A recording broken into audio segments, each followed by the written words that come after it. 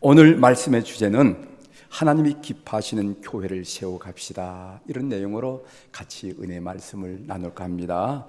하나님이 기뻐하시는 교회를 세워갑시다. 목회를 하면서 끊임없이 하는 질문은 무엇인가 하면은, 어떤 교회가 좋은 교회인가? 어떻게 우리는 하나님을 기쁘시게 할 수 있을까? 이것이 목회자의 평생 질문이기도 합니다. 오늘 창립 110주년을 기념하면서 드리는 이 예배 이 순간에도 하나님 앞에서 조용히 드리는 질문은 무엇인가 하면은 바로 이것입니다. 하나님, 우리 교회는 어떤 교회가 되어야 합니까? 우리 교회가 어떤 교회가 되면은 하나님이 좋아하시죠? 하나님이 기뻐하시죠? 이것이 바로 오늘 이 예배 드리는 이 순간 우리 마음속에 들려지는, 그리고 또 드리는 기도의 제목이 된다 하는 내용입니다. 우리가 이런 질문을 가지고 목회를 하고, 우리가 이런 질문을 가지고 신앙생활을 할 때 반드시 살펴보아야 할 말씀은 사도행전의 말씀입니다. 왜냐하면 사도행전에 가장 정확한 그리고 분명한 교회론에 대한 말씀이 거기에 들어있기 때문에 그렇습니다. 사도행전이 밝혀주는 교회 공동체의 본질을 우리가 함께 살펴보면서 우리 교회가 또 지향해야 할 방향을 함께 나누는 그런 시간으로 함께 갖고자 합니다. 첫 번째로, 사도행전적 교회는 성령 공동체였음을 우리는 알게 됩니다. 예수님의 마지막 명령 중 첫 번째는 성령을 기다리라 하는 것입니다. 오늘 우리가 사도행전 1장 4절을 보면은 부활하신 예수님께서 성도들에게 한 말씀이죠. 예루살렘을 떠나지 말고 내게서 들은 바 아버지의 약속하신 것을 기다리라. 이 아버지의 약속하신 것이 무엇이냐면은 성령이 임한다는 것입니다. 약속하신 성령님께서 오순절날 마가야 다락방에서 임하신 것을 보게 됩니다. 그 내용이 사도행전 2장의 1절 이하에 있습니다. 제가 천천히 여러분들에게 읽어드리겠습니다. 오순절 날이 이름에 그들이 다 같이 한 곳에 모였더니 호련히 하늘로부터 급하고 강한 바람 같은 소리가 있어 그들이 앉은 온 집에 가득하며 마치 불의 혀처럼 갈라진 것들이 그들에게 보여 각 사람 위에 하나씩 임하여 있더니 그들이 다 성령의 충만함을 받고 성령의 말하게 하심을 따라 다른 언어들로 말하기를 시작하니라. 4절까지 말씀을 읽었습니다. 이렇게 임하신 성령께서 역사하신 내용, 성령이 이렇게 역사하신다, 성령이 이렇게 역사하셨다라고 간증하고 고백하고 증언한 내용이 바로 사도행전이란 말씀이라는 것입니다. 그래서 학자들은 사도행전을 사도행전이라 말할 것이 아니라 성령행전이라 이렇게 말하는 것이 바람직하다, 이렇게 이야기하기도 합니다. 교회는 성령 중심적이 되어야 됩니다. 작은 교회나 큰 교회나 연수가 낮은 교회나 아니면 깊은 교회나 할 것 없이 교회는 성령 중심적이 되어야 됩니다. 교회는 성령 없이는 세워질 수가 없고, 교회는 성령 없이는 존속할 수가 없습니다. 교회가 교회되기 위해서는 성령 충만해야 됩니다.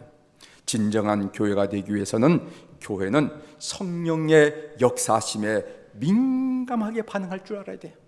우리 교회는 성령이 우리 교회를 통해서 역사하신 것에 민감하게 반응하는 그런 공동체가 되기를 주의 이름으로 축원합니다. 성령님이 이걸 원하시는구나, 성령님의 시선이 저쪽에 가 있구나, 성령님이 우리를 통해서 이렇게 일하시길 원하시구나 할 때 민감하게 반응하는 예민한 성도들이 되기를 주의 이름으로 축원합니다.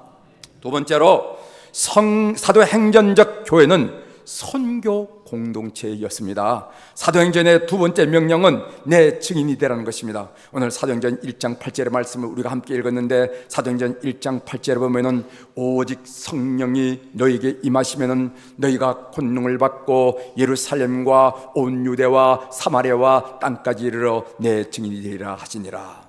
사도행전을 기록한 누가는 초대교회는 처음부터 시작부터 선교 공동체였음을 강조하고 우리들에게 밝혀주고 있습니다.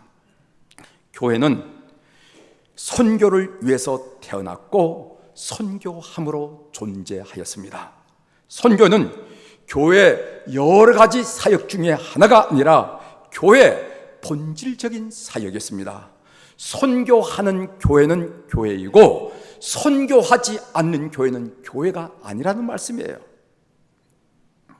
예수님께서 부활하셔서 제자들에게 나타나서 제일 처음 하신 말씀이 무슨 말씀인지 아십니까? 우리가 오늘 교독의 말씀으로 읽었습니다. 그것은 바로 선교 명령이었어요. 요한복음 20장 21절에 보면은 예수께서 또 이르시되 너에게 평강이 있을지어다. 샬롬. 이 샬롬은 인사말입니다. 우리가 아침 드셨어요 라고 얘기하는 것처럼 샬롬은 인사말입니다. 너에게 평강이 있을지어다 하고 이어서 얘기한 중요한 말씀인데, 아버지께서 나를 보내신 같이 나도 너희를 보내노라. 이 말씀이 예수님께서 죽은 지 사흘 만에 부활하시고 성도들, 제자들을 만날 때 첫 번째 하신 말씀이 바로 이 말씀이었습니다. 이 말씀은 교회의 사명을 보여주는 중요한 말씀입니다. 이것은 교회 공동체의 모든 지체가 선교사가 되어야 할 것을 부탁하신 말씀이에요. 그러므로 교회는 단지 선교사 몇 명을 파송했다고 우리는 선교 사명을 잘 감당해놓으라고 이렇게 말해서는 안 된다는 것입니다. 교회 공동체 안에 있는 모든 구성원들이 나는 선교사야, 나는 선교할 거야, 나는 선교사야 하는 이런 선교 마인드를 가져야 된다는 것을 우리는 성경을 통해서 알 수가 있습니다. 교회는 지상에서 언제나 선교 공동체로 존재할 뿐입니다. 초기 예루살렘 교회는 주님께서 명령하신 선교 명령을 망각하고 있었습니다. 하나님은 사명을 망각한 예루살렘 교회들을 강제로 흩으시기로 작정했어요. 그것이 바로 스데반의 순교로 시작한 최초의 박해였습니다. 그 말씀이 사도행전 8장 1절에 나오는데, 그날에 예루살렘에 있는 교회에 큰 박해가 있어 사도교회는 다 유대와 사마리아 모든 땅으로 흩어지니라. 이것이 사도행전 8장에 나오는 말씀입니다. 8장 1절. 거기 보면은 초대교회 성도들이 하나님께서 부탁하시고 명령하신 선교 사명을 애면하고 망각하고 있을 때 하나님 박해를 통해서 그들 공동체를 흩으시기로 했다는 말씀이 나옵니다. 교회는 선교 사명을 감당하지 못하면은 큰 시험을 받는다, 큰 시험을 만난다 하는 사실을 값비싼 대가를 치르고 나서야 알게 되었습니다. 문자 그대로 사도행전 1장 8절에 선교 명령에 준행하지 않았다니까, 순종하지 않았다니까. 여러분 사도행전 1장 8절에 말씀하시죠. 오직 성령이 너희에게 임하시면은 너희가 권능을 받고 예루살렘과 온 유대와 사마리아와 땅끝까지 내 증인이라. 이 말씀에 순종하지 않고 이 말씀을 준행하지 않았다니까. 사도행전 8장 1절에 박해와 흩어짐의 역사가 바로 그 교회에서 일어났다는 것입니다. 사도행전 8장 1절, 그날에 예루살렘에 있는 교회에 큰 박해가 있어 사도교회는 다 유대와 사마리아 온 땅으로 흩어지니라 라고 말씀하셨습니다.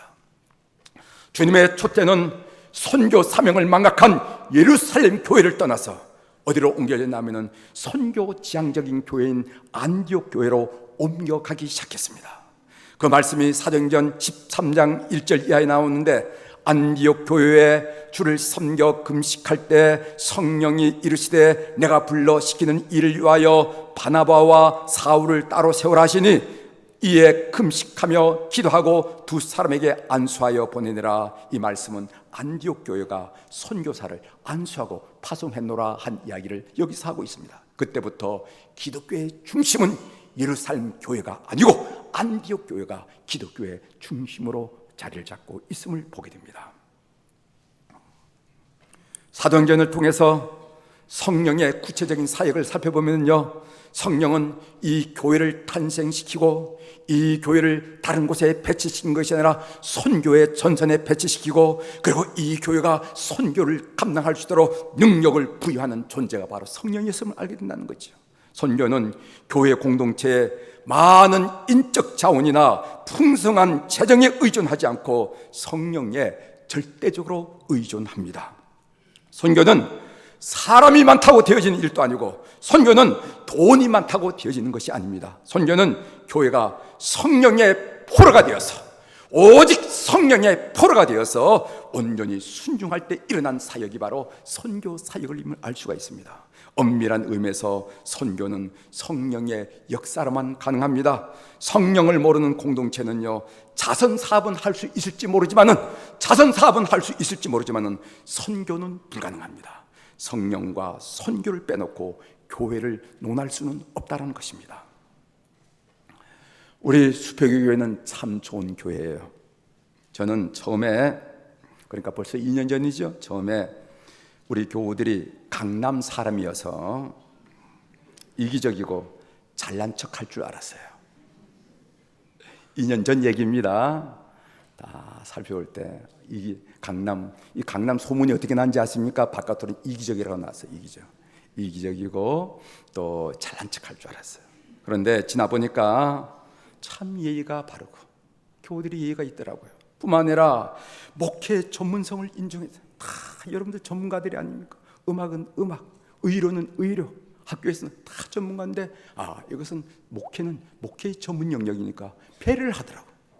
이걸 제가 느꼈습니다. 그리고 부족하지만 여러 교우들이 순종을 해요. 그래서 참 좋은 교회라고 믿고 있습니다. 할렐루야. 그렇게 믿으시죠? 네.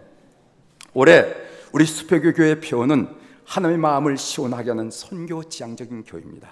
사실 주제는 선교 지향적인 교회인데 횟수가 바뀌니까 좀 새롭게 하기 위해서 앞뒤에다 형용사를 더 붙인 거죠. 네, 선교 지향적인 교회. 우리 교회는 선교를 가장 잘하는 교회, 선교에 대해서 가장 배울 것이 많은 교회, 그리고 한국교회 선교를 도전하는 교회로 자리매김하기를 열망하고 기대하고 소원하고 있습니다. 우리 교회는 선교를 표로만 하는 교회가 아니라 몸으로 실천하는 교회입니다. 어떤 교회는 가보면 표만 선교야. 그런데 하는 거 보면 전혀 상관이 없는, 우리는 표만으로 입으로만 하는 것이 아니라 몸으로 실천하는 교회가 우리 교회입니다. 제가 몇 가지 소개해 드리도록 하겠습니다. 먼저 우리 남녀 선교회가 지원 교회를 방문하고 있습니다. 우리 교회 남녀 선교회는 국내 미자립 교회를 여러 군데 지원하고 있는데 올해부터 각 선교회는 1년에 한 번 미자립 교회를 방문해서 함께 미자립 교우들과 예배를 드리고 그리고 중보 기도를 같이 하고 또 가능하다면 지역 전도도 하고 옵니다. 눈으로 미자립 교회의 어려운 상황을 살펴보고 이렇게 고군분투하는 목회자들의 노고를 격려하고 선교회 지원금이 얼마나 미자립 교회의 소중한 자원인지도 살펴보고 확인하고 오가면서 회원 서로 간에 교제를 나누고 선교 만인들을 함양하는 이 기회, 이 일을 참여하는 분들이 다 좋아해요.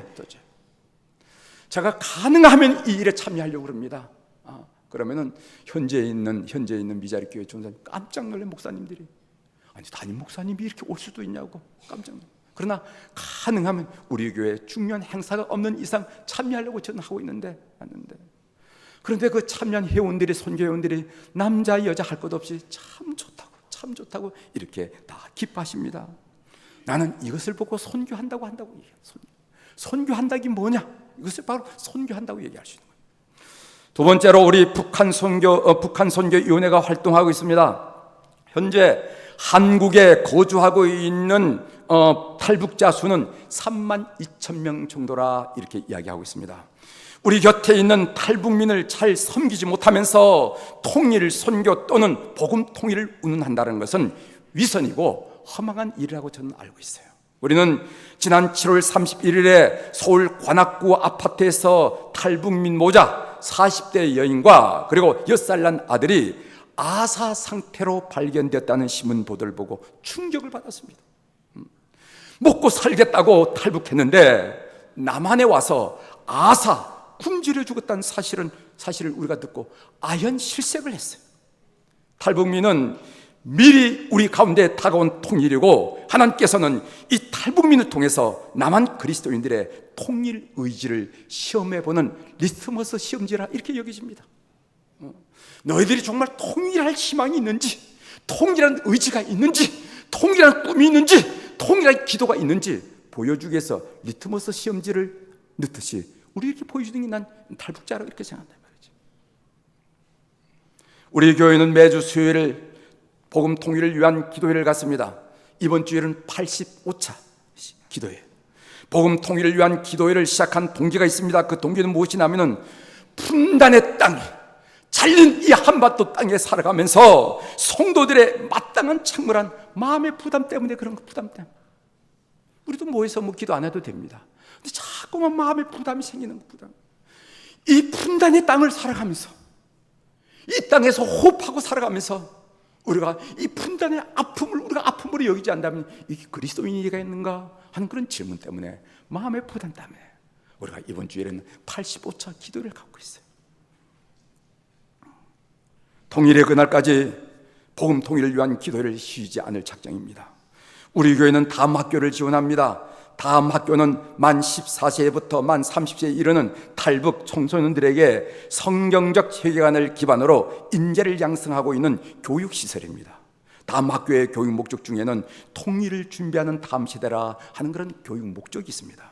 또한 해솔직업사관학교를 지원합니다. 해솔직업사관학교는 탈북 청소년들이 직업을 가지고 수 있도록, 그래 산업 설비나 전기 기술 등 실제적인 직업 교육을 통해서 우리나라에 잘 안착할 수 있도록 돕는 기숙형 직업사관학교예요. 이 일을 우리가 교회가 돕고 있습니다. 또 세 번째로 이슬람 선교위원회가 활동하고 있습니다. 우리 교회는 무슬림 특화의 이주민 사역을 하고 있습니다. 이주민이 우리 주변에 많이 있잖아요. 한국에는 아랍인들이 10,000명 이상 거주하고 있습니다. 여러분, 아랍인은 파키스탄인을 아랍인이라고 그러지 않습니까? 그러지 않아요. 아랍인은 사우디아라비아, 그 다음에 이집트, 예멘, 레바논, 시리아, 그 다음에 리비아, 수단, 이런 사람들 보고 아랍인인데, 그 아랍인들이 10,000명 이상 우리 한국에 지금 거주하고 있어요. 우리가 이 무슬림에게 집중하는 이유는 제가 이집트 선교사로 사역했고 사역을 돕는 이집트인 매튜 목사가 있기 때문에 그렇습니다. 오늘 저 뒷자리에 앉아 있는데 이 매튜 목사는 한국에 온 이집트 종교 난민 1호입니다.